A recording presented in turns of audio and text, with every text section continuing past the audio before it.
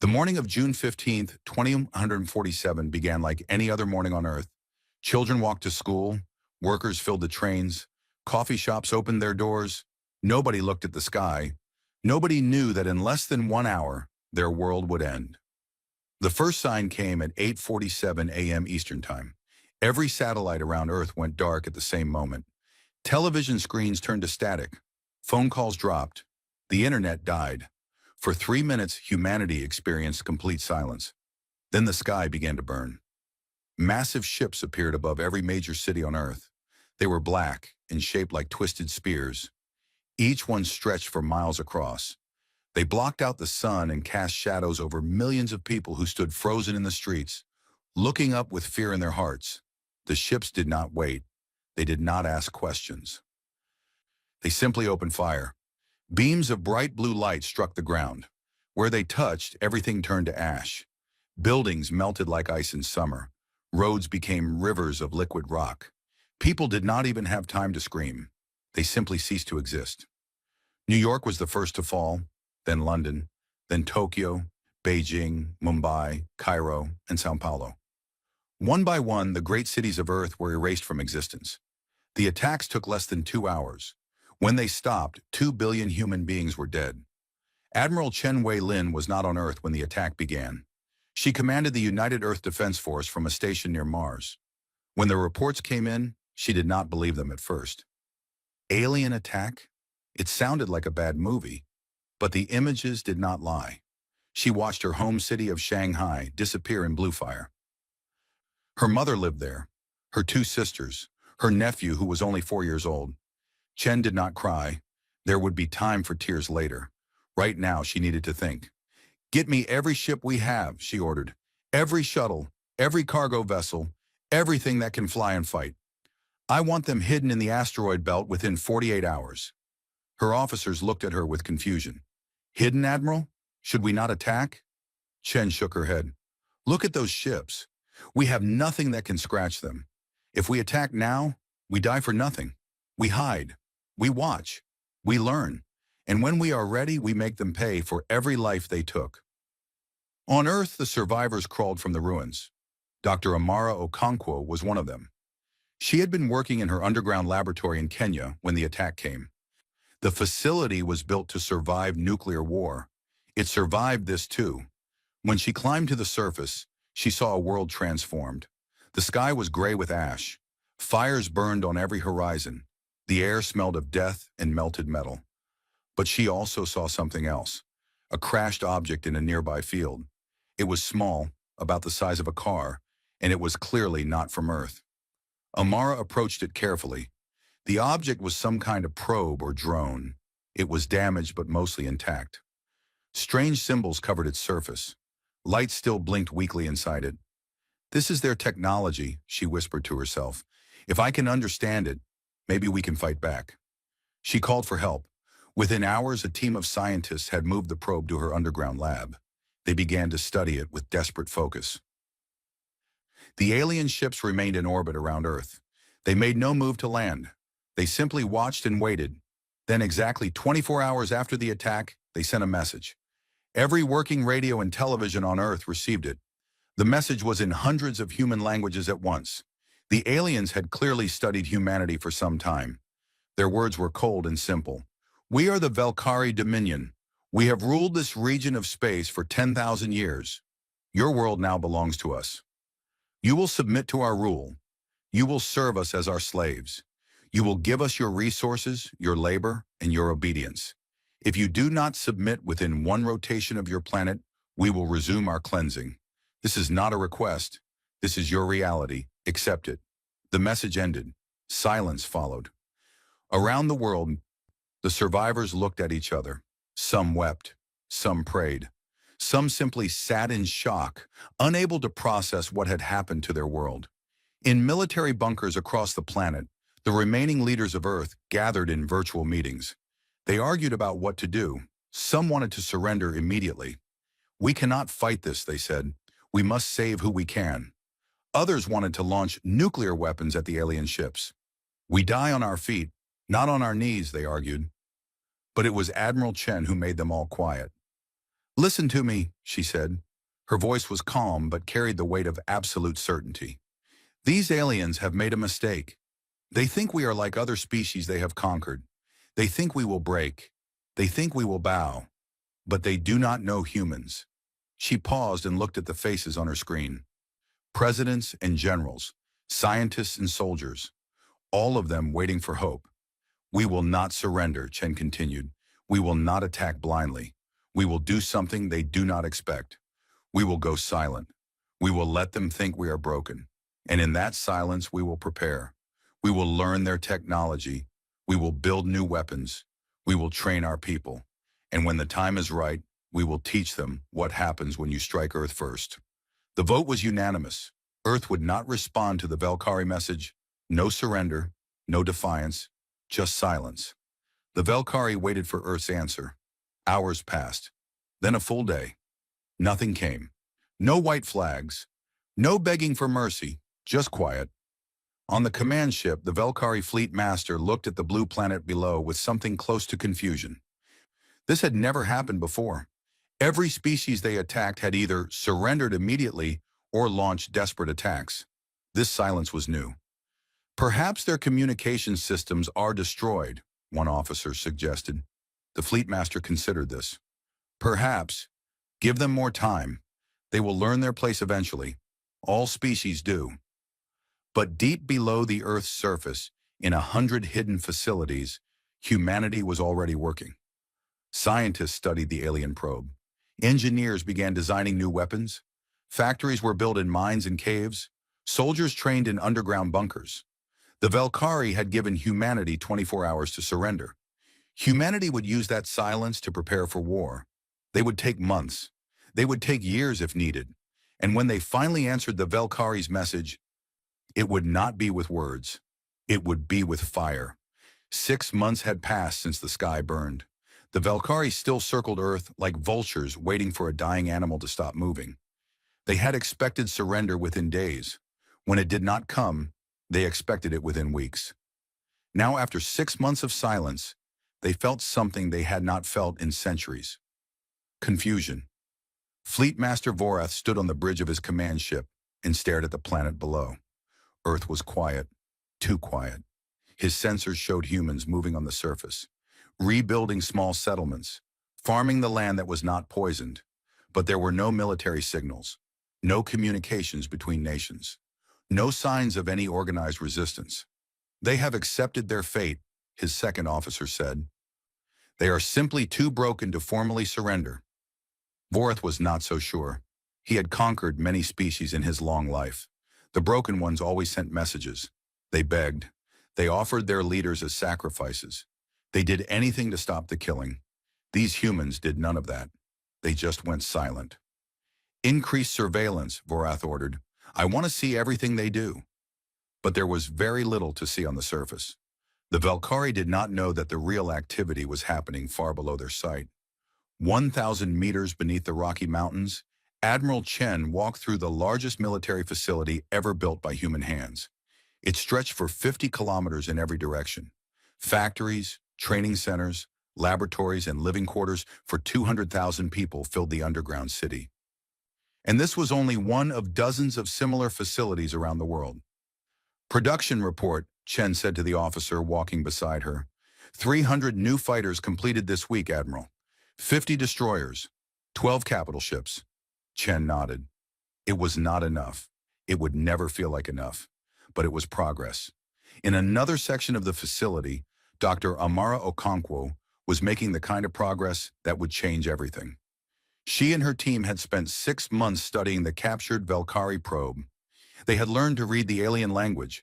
They had mapped the alien technology. And 3 weeks ago, they had discovered something wonderful.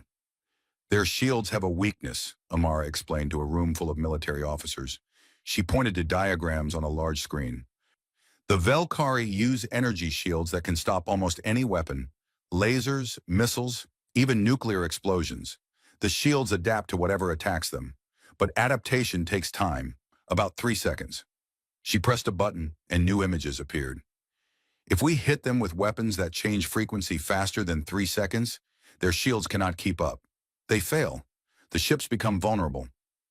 A general leaned forward. Can we build such weapons? Amara smiled. It was the first time she had smiled in 6 months. We already have. We call them frequency cascade cannons. They fire energy pulses that shift through thousands of frequencies per second.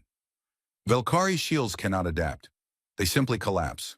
The room erupted in excited conversation. For the first time since the attack, hope felt real. Meanwhile, in the cold darkness of the asteroid belt, humanity's secret fleet was growing. Admiral Chen had ordered every surviving ship to hide among the rocks and dust. Over 6 months, that small fleet had grown into something impressive. Ships were built in secret facilities on asteroids.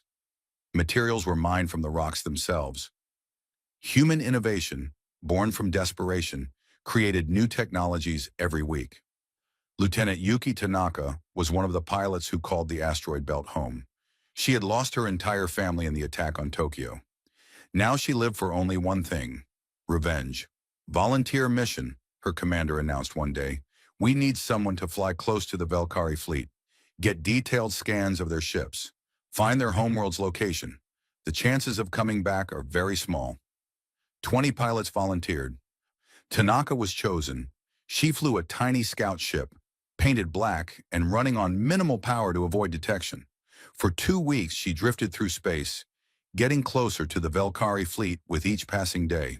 She recorded everything: ship designs, weapon placements, communication patterns, and finally, from an intercepted transmission, the coordinates of the Velcari homeworld. Against all odds, she made it back. You are either the luckiest pilot in history or the best, Admiral Chen told her. Perhaps both. Just angry, Admiral, Tanaka replied. Very, very angry. The information Tanaka brought back painted a picture of the enemy. The Velcari Dominion had ruled their region of space for 10,000 years. They had conquered over 100 species. They had never lost a war. They kept conquered species as slaves, forcing them to work in mines and factories, feeding the endless hunger of the Dominion. The Velcari saw themselves as the natural rulers of all life. Other species existed only to serve them. Humanity was just the latest addition to their collection, or so they believed. They are old, Amara observed during a strategy meeting. Their technology has not changed in centuries. They do not innovate. They do not adapt. Why would they? Nothing has ever challenged them. Until now, Chen said quietly. The months continued to pass. On Earth's surface, humans lived simple lives under the watchful eyes of Velcari surveillance drones. They farmed. They rebuilt. They showed no signs of military activity. It was all a performance. The real work happened underground and in space. Weapons were tested on distant asteroids. Soldiers trained in zero-gravity combat. Pilots flew thousands of practice missions. Every human who could contribute to the war effort did so. Those who could not fight built ships, grew food, or cared for children. For the first time in history, all of humanity was united. There were no more nations, no more borders, no more old arguments about religion or politics. There was only one identity now, human, and one goal, survival. 1 year after the attack, Admiral Chen gathered her senior commanders in a virtual meeting room. Holographic images showed the entire human fleet, 12,000 warships, from small fighters to massive battlecruisers. It was the largest military force humanity had ever assembled. The Velcari think we are broken, Chen said. They have waited for our surrender. They have grown comfortable, lazy, certain of their victory. That certainty will be their death. She activated another display. It showed the Velcari fleet above Earth, still circling, still waiting. In 3 months, we launch Operation Reciprocity. We will destroy the fleet above Earth. We will capture their faster-than-light technology, and then we will take the war to them. A commander raised his hand. What about the aliens on our world? The surveillance drones, the ground forces they might send. Ground forces require ships to deliver them, Chen replied coldly. When their fleet burns, their forces have nowhere to go. Earth will be free. She looked at each face on the screen. Men and women from every part of the world, united. Ready. They wanted to teach us our place in the universe, Chen said. We are going to teach them theirs. Somewhere above Earth, Fleet Master Vorath watched the quiet planet and felt a strange unease. Something was wrong. He could not explain it, but deep in his ancient bones, he sensed danger. He dismissed the feeling. After all, the Velcari had ruled for 10,000 years. What could these primitive humans possibly do? He would learn the answer soon enough. The Velcari occupation fleet dropped out of hyperspace near Neptune. They numbered 500 ships, enough to crush any resistance and begin the proper harvesting of Earth. Fleet Master Vorath had decided that 18 months was enough waiting. If the humans would not surrender with words, they would surrender when Velcari soldiers marched through their streets. "Begin approach to Earth," Vorath commanded. Standard conquest formation. His fleet arranged itself into the pattern they had used 1,000 times before. Heavy warships in the center, support vessels on the flanks, troop transports protected in the rear. It was perfect. It was unbeatable. It had never failed. It was about to fail spectacularly. As the Velcari fleet passed the orbit of Uranus, Admiral Chen received the signal she had been waiting for. Enemy fleet detected. 500 ships, moving toward Earth. Chen smiled. It was not a pleasant smile. Signal all Ghost Fleet units, execute Operation Reciprocity. Across the solar system, hidden among asteroids and moons in the dark spaces between planets, human ships came alive. Engines that had been cold for months ignited. Weapons that had never been fired powered up. 12,000 vessels began to move. The Velcari detected the energy signatures too late. "Fleet Master, we are detecting multiple contacts emerging from the asteroid belt." Vorath turned to the sensor display. His eyes widened. "How many contacts?" "Thousands, Fleet Master. They are everywhere." The first wave of human ships appeared like ghosts from the darkness. They were not elegant. They were not beautiful. They were brutal machines built for one purpose: killing Velcari. "All ships, raise shields," Vorath commanded. "Destroy these insects." The Velcari fleet opened fire. Blue energy beams lanced through space, the same weapons that had destroyed Earth's cities. Several human ships exploded, but the humans did not stop. They did not retreat. They kept coming, and then they fired back. The frequency cascade cannons worked exactly as Dr. Okonkwo had promised. The first Velcari destroyer took a direct hit. For a moment its shields flickered, trying to adapt to the rapidly shifting energy frequencies. Then they collapsed completely. A second shot tore through the unprotected hull. The ship exploded in a ball of blue and orange fire. In the first 10 minutes of the battle, humans destroyed 50 Velcari ships. The Velcari destroyed only 20 human vessels. For an empire that had never lost, this was unthinkable. "Their weapons bypass our shields," a Velcari officer screamed. "We have no defense." Vorath stood frozen. This could not be happening. These were primitives.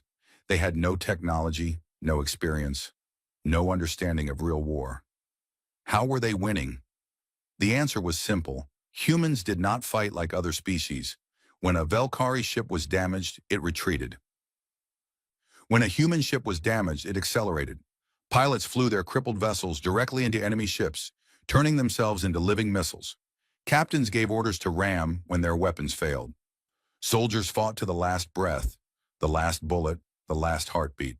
Commander Alexei Volkov commanded the destroyer Moscow's Revenge. His ship had taken heavy damage early in the battle. His weapons were gone. His engines were failing. By Velcari standards, the fight was over. Time to escape. Volkov had different ideas. Navigation, plot a collision course with the Velcari flagship. His crew looked at him. They knew what he was asking. They also knew why. "Course plotted, Commander." "All hands," Volkov announced over the ship's speakers. "This is your captain. We have one more mission. Those bastards killed our families, our cities, our world. Now we make them pay. It has been an honor to serve with you. For Earth." "For Earth!" the crew shouted back. The Moscow's Revenge accelerated toward the Velcari flagship, Eternal Dominion. Velcari weapons fired desperately, but the human ship was too fast, too close. It struck the flagship's engine section at full speed. The explosion was visible from Earth. Vorath survived only because he was on the bridge, far from the impact point, but his ship was crippled. The great Eternal Dominion drifted powerless through space. We need to retreat, his second officer said. We cannot win this battle. Vorth could not believe what he was hearing. Retreat? The Velcari had never retreated. In 10,000 years, they had never run from any enemy. But watching his fleet burn around him, Vorth understood that 10,000 years of victory had just ended. All ships, he transmitted, his voice hollow with shock. Jump to hyperspace. Return to homeworld. We must warn the Dominion. Of the 500 Velcari ships that entered the solar system, only 112 escaped. The rest burned in the darkness between planets, monuments to human fury. On the human side, losses were heavy. 3,000 ships destroyed, 40,000 lives lost. But the survivors did not mourn. They were too busy capturing prizes. Velcari ships that were disabled, but not destroyed, were boarded by human marines. The fighting inside was brutal and short. Humans had spent 18 months training for exactly this moment. They knew every weakness, every blind spot, every flaw in Velcari combat doctrine. By the end of the day, humanity had captured 28 Velcari ships, including their faster-than-light drives. Dr. Okonkwo led the team that studied the captured technology. Within a week, she had understood the basic principles. Within a month, human engineers had built their own version. Within 3 months, they had improved it, making human ships faster than anything the Velcari had ever created. Admiral Chen visited the captured flagship, now renamed Humanity's Answer. She walked through corridors designed for alien bodies, past stains of alien blood, to the bridge where Vorth had commanded his fleet. Send a message to Earth, she ordered. Tell them the sky is clear. Tell them we won. On Earth, the message arrived like sunrise after a long night. People emerged from underground shelters and looked up at a sky free of alien ships for the first time in 18 months. They wept, they cheered, they held each other and spoke the names of those they had lost. But Admiral Chen was not ready to celebrate. She called a meeting of her senior commanders. We won a battle, she said. The war is just beginning. Those ships that escaped will warn the Velcari homeworld. They will send everything they have. If we wait here, they will come with a fleet we cannot defeat. What do you suggest, Admiral? A general asked. Chen activated a star map. A single point glowed red in the display. The Velcari homeworld. We do not wait. We do not defend. We attack. We take the war to their territory. We free the species they have enslaved. We burn their shipyards and destroy their ability to make war. We do not stop until they can never threaten Earth again. The room was silent. What Chen was proposing was the largest military campaign in human history. They would be fighting across light years of space against an empire that had existed for 10,000 years. Lieutenant Tanaka, now promoted to squadron leader, spoke first. When do we leave? Chen looked at her young pilot, then at the faces around the room. She saw no fear, only determination. 3 months. We need to build more ships, train more pilots, repair our fleet. Then we go. She stood at the window looking out at the stars. Somewhere out there, the Velcari were preparing their response. Somewhere out there, enslaved species waited for freedom they had stopped believing was possible. They struck Earth first, Chen said quietly. Humanity will strike last. The United Earth Expeditionary Force jumped into Velcari space 3 years after the first attack on Earth. 8,000 warships emerged from hyperspace near the border of the Dominion. It was the largest fleet ever assembled by any species in recorded galactic history, and it carried a fury that the galaxy had never witnessed. Admiral Chen stood on the bridge of her flagship, the Remember Earth. Through the view screen, she could see the first Velcari colony world. It was a mining planet, worked by slave labor from a dozen conquered species. Open a channel, she ordered. All frequencies. A communication officer nodded. Channel open, Admiral. Chen spoke slowly and clearly, knowing her words would echo across this entire region of space. This is Admiral Chen Wei-Lin of the United Earth Expeditionary Force. We are here to deliver a message to the Velcari Dominion. You attacked our world without warning. You murdered billions of our people. You expected us to submit. You were wrong. She paused, letting her words sink in. To the Velcari, we offer only war. To the enslaved species of this region, we offer something else. We offer freedom. Any being who fights against the Dominion will be protected. Any world that rises against its masters will be defended. The age of Velcari rule is ending. A new age is beginning. She cut the channel. All ships, she commanded, begin the liberation. The battle for the mining world lasted only hours. The Velcari garrison was small and unprepared for the overwhelming force that fell upon them. Human Marines landed on the surface and fought through the slave compounds, breaking chains and opening cages. The slaves could not believe what they were seeing. For generations they had known only cruelty. Now strange beings with soft skin and fierce eyes were setting them free. One slave, a tall creature with 4 arms and blue skin, approached a human soldier. "Why?" it asked in broken Velcari, the only common language. "Why do you help us?" The soldier, a young woman named Private Maria Santos, looked at the scars on the slave's back. She thought of her brother, who had died in the attack on Earth. She thought of why she was here. "Because nobody helped us," she said. "Because we know what it feels like. Because it is the right thing to do." Word of Earth's arrival spread through the Dominion like fire. Slave species that had been broken for centuries began to whisper a new word: hope. Admiral Chen understood that military power alone could not defeat the Velcari. The Dominion was too large, too established, too deeply rooted in the fabric of galactic power. But its strength was also its weakness. The Velcari had built their empire on the backs of slaves. Without that labor force, their economy would collapse. "We will not just conquer," Chen told her commanders. "We will liberate. Every world we take, every species we free, becomes our ally. The Velcari built their power by taking from others. We will build ours by giving." It was a strategy that had never been tried on this scale, and it worked beyond anyone's imagination. The Karathi were first. They were small creatures, barely half the height of humans, but brilliant engineers. The Velcari had forced them to build ships for 1,000 years. When human soldiers freed their homeworld, the Karathi immediately offered their skills to the cause.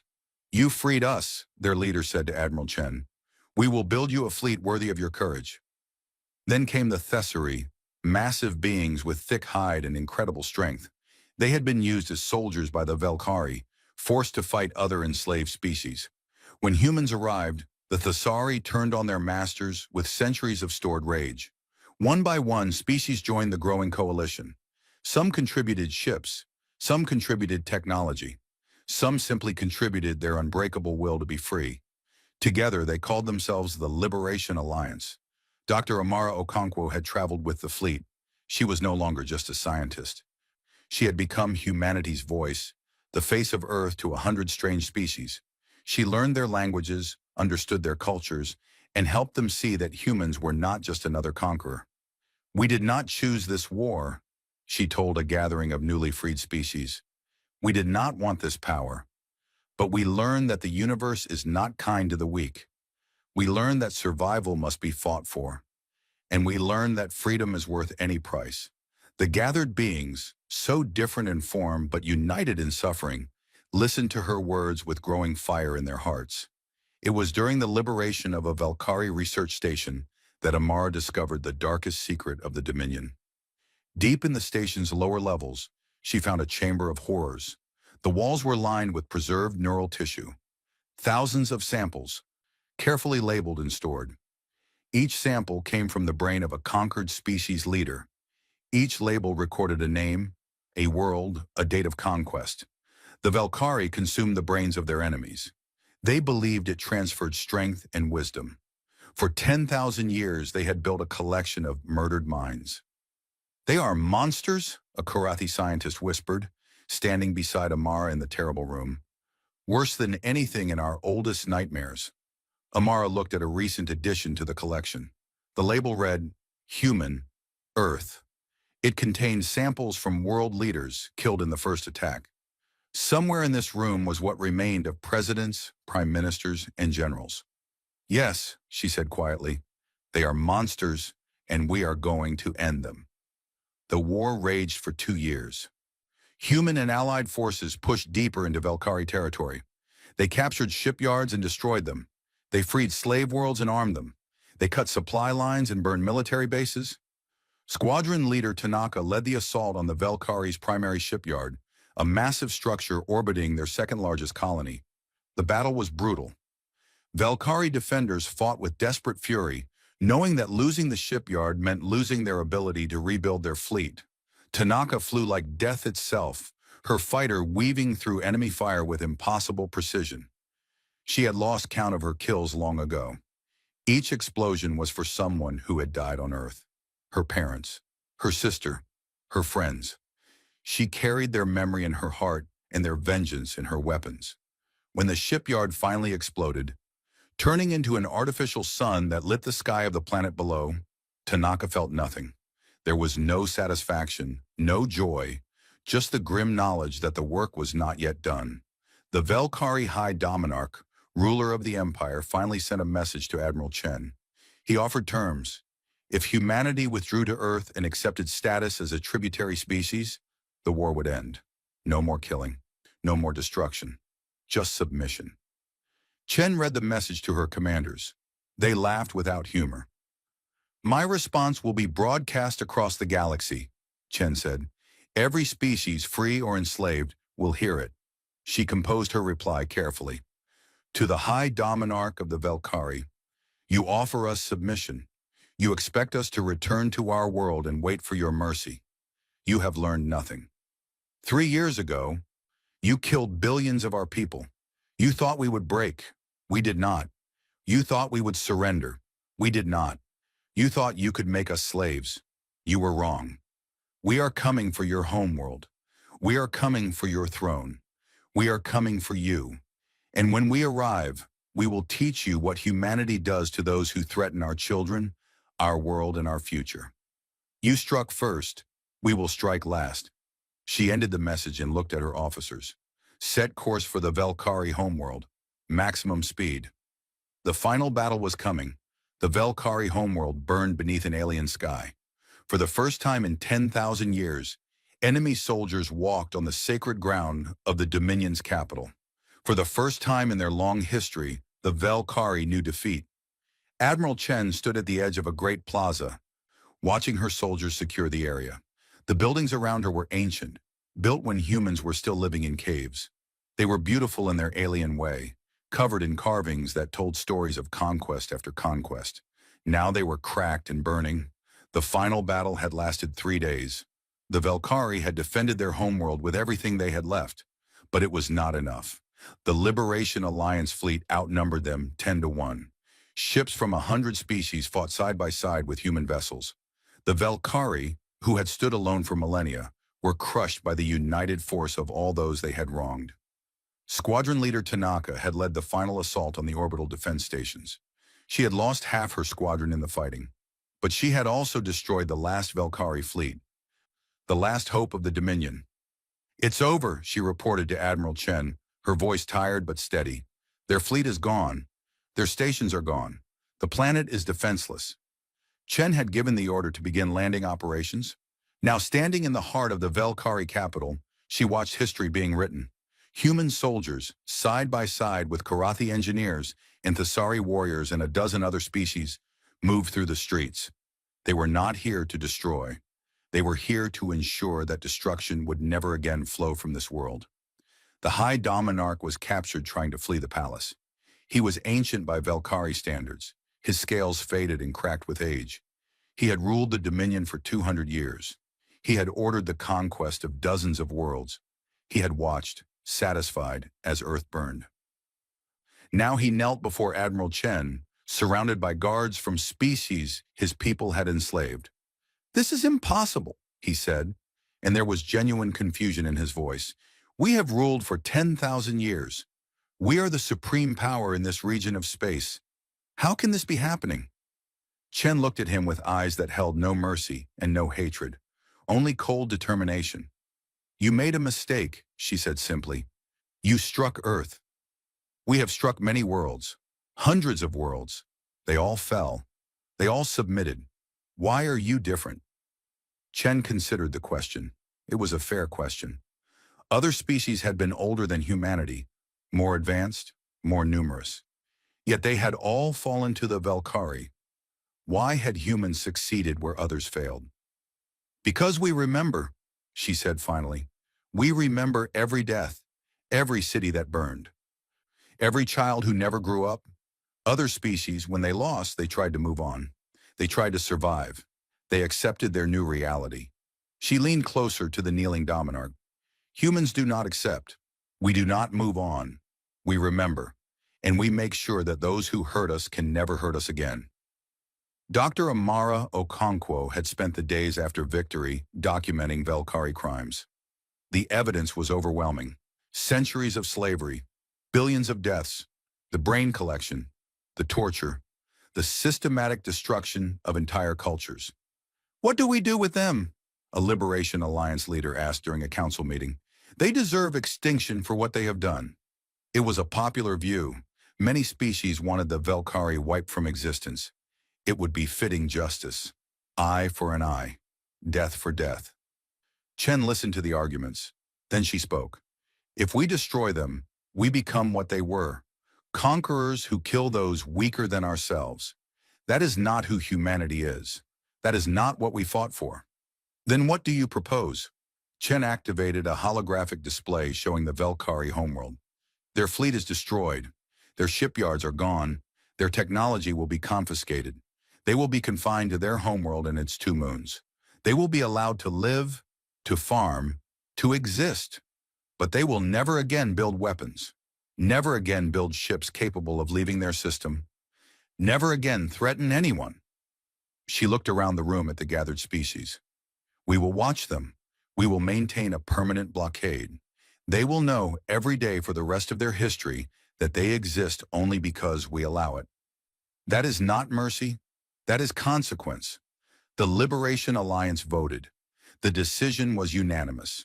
The Velcari would not be destroyed. They would be contained. A living monument to the price of aggression. 5 years after the first attack on Earth, Dr. Amara Okonkwo stood before an assembly of species on a space station orbiting a neutral world. Representatives from over 100 civilizations filled the Great Hall. It was the founding ceremony of the Terran Accord, a new alliance dedicated to mutual defense and cooperation. We gather here today not as conquerors, Amara said, her voice carrying across the vast chamber.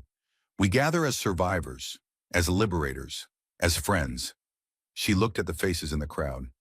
So many different forms of life, so many different histories, all united by a common experience of suffering under Velcari rule. Humanity did not seek the role we now hold. We did not want this power. We were attacked without warning, without mercy, without reason. 2 billion of our people died in a single day. We could have let that break us. We could have surrendered. We could have accepted the role of slaves. She paused. We refused. A murmur of agreement rippled through the crowd. And now we stand here, not as masters, but as partners. The Terran Accord promises this. Any member species that faces unprovoked aggression will have the full support of the Alliance. No world will stand alone. No species will be conquered while humanity still draws breath. The vote to ratify the Accord was unanimous. 112 species pledged themselves to mutual defense. A new era had begun. 20 years later, on the Velcari homeworld, an elder stood before a group of younglings. The children looked at him with curious eyes, knowing nothing of the universe beyond their quarantined planet. Tell us about the stars, one youngling asked. Tell us about our empire. The elder was old enough to remember the empire, old enough to remember the conquest of Earth, old enough to remember how certain his people had been of their superiority. There are no more stars for us, the elder said sadly. There is no more empire. Why? The elder looked to the sky, where human patrol ships maintained their eternal vigil. For 20 years, those ships had circled the planet. They never landed. They never communicated. They simply watched. Because we made a mistake, little one. Long ago, we attacked a world called Earth. We killed many of their people. We thought they would submit like all the others. What happened? The elder was silent for a long moment. They did not submit. They fought back. They freed the species we had conquered. They came to our world and took away everything. Our ships, our weapons, our empire. The youngling looked confused. But we were strong. We were the rulers of space. We were, the elder agreed. But they were something else, something we did not understand, something we should never have awakened. What were they? The elder looked at the patrol ships again. They would be there forever. Generation after generation of Velcari would grow up under their watchful eyes, a permanent reminder of the price of aggression. They were human, the elder said, and they remember. They remember everything. And they have made sure we never forget. Far away on a rebuilt Earth, Admiral Chen Wei-lin retired to a small house overlooking the sea.